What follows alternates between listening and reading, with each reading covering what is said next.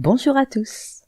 Aujourd'hui, nous allons voir comment résoudre un exercice avec application numérique grâce à la méthode DIFCR. Cette capsule va te permettre de résoudre un exercice avec application numérique et de présenter correctement une résolution d'exercice. Commençons par le début. Qu'est-ce que c'est au juste qu'un exercice avec application numérique ? Eh bien, c'est un exercice où on te demande de trouver une réponse sous forme d'un nombre après avoir fait un calcul. Par exemple, calculer la vitesse d'Usain Bolt au championnat du monde de Berlin, sachant qu'il a parcouru 0,1 km en 9 secondes 58. Les exercices avec application numérique sont très courants en sciences physiques au collège, mais aussi au lycée et au-delà.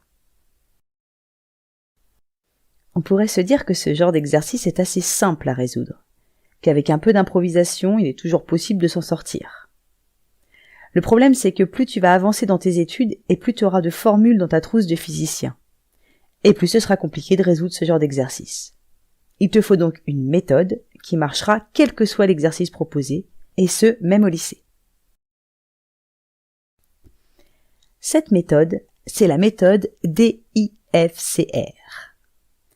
D comme données. Il faut trouver les données de l'énoncé, les coder et les convertir dans les unités officielles. I comme inconnu. Qu'est-ce que tu cherches ? Quel est son symbole ? F comme formule. Quelle formule connais-tu qui puisse relier ton inconnu et tes données ? C comme calcul et R comme résultat. Et voilà.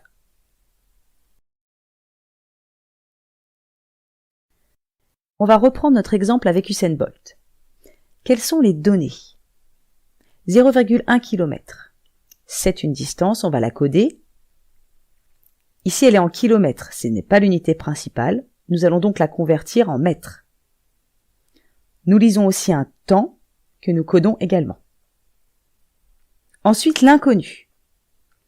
Que nous demande l'énoncé ? De calculer une vitesse. Son symbole est petit v. On écrit donc V égale point d'interrogation. Maintenant la formule. Est-ce que tu connais une égalité entre la vitesse, la distance et le temps ? Oui, c'est V égale D sur T. On a bien ce qu'on cherche égale une combinaison de ce que l'énoncé nous donne. On peut donc poursuivre avec le calcul. Là, il suffit de remplacer les symboles par les valeurs. Et pour finir, le résultat. La calculatrice affiche de très nombreux chiffres après la virgule, il ne faut pas tous les laisser.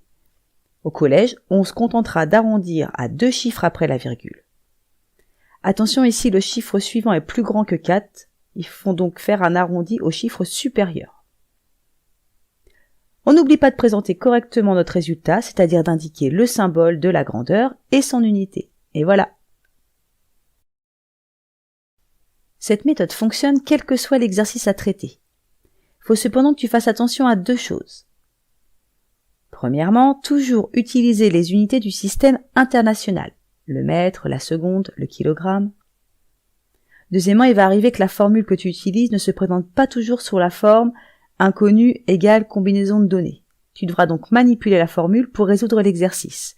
Je t'ai mis dans la description 2 liens vers d'autres capsules qui peuvent t'aider dans ces 2 cas. Et voilà! Tu disposes à présent d'un outil de plus pour faire des sciences. N'oublie pas de noter tes questions dans ton classeur, de noter le cours et de répondre au petit questionnaire sur Illico. À bientôt!